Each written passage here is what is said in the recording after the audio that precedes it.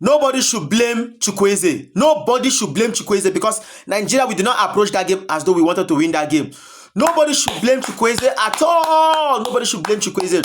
When this tournament began, when they started this tournament, for about 4 games, this guy was not being featured. He was not featured. This guy was on the bench all through. And Eric Chile, having understood that in that game, Morocco planned and prepared for us very well. They knew very well that our midfield is the center and the focal point where supplies will be coming from the likes of Iwobi and the likes of Lukman. Now, knowing fully well that these guys, they also came in with the same formation just to choke our midfield. Now, in the first 45 minutes, Nigeria struggled and ensured that we were defending and to the point that we knew that we kept a clean sheet. Yes, we know that the officiating was not really in our favor. That aside, but the point there is this. As a coach, you knew very well that this is what you saw in the first half. Were you not supposed to change the rhythm of the game or the tactics of the game in the second half, in the second 45 minutes? They came back for second half. I would have expected that as a coach, he would have removed Onyedika. Onyedika was not in that game. Yes, we know that Ndidi, yes, is on suspension.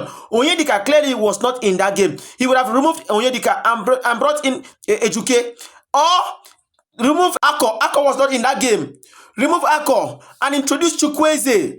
If Chukwueze had been introduced in that game earlier on in the second 45 minutes, this game wouldn't have been the way it is. Now, if he had introduced Chukwueze on the right flank, Moses Simon on the left flank, the likes of Victor Osimhen will not need to be falling deep again to struggle for the ball. That is why you saw that none of our attackers, we could not record any meaningful shot on target. Aside, to the best of my knowledge, it was just 2 shots on target. Now, aside from the one that Lukman attempted. Now, if there was enough supply for the likes of Osimhen and Ako Adams up front, you would have seen that we would have had enough shot on target and probably would have scored goals. Now, let me say this. Osimhen is very good in area duels and area ball. Now, if our wingers had supplied him ball, or the attackers were supplied ball, you would have seen that there is no way, or there was no way that we wouldn't have been able to score at least a goal. There was no supply. All Nigeria did in that game was what? Defended in that game. We all were defending in that game.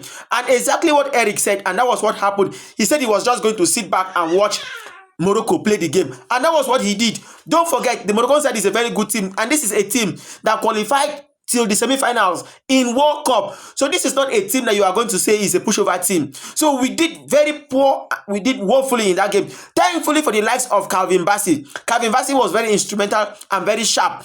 Despite the yellow card he considered, owing to a very erroneous and a very poor decision making, he considered a yellow card. No problem. But you could see that the guy was still in that game. He was still pushing. He was still involved in that game. So I blame Eric Chile for that decision making. I don't blame Chukwueze at all.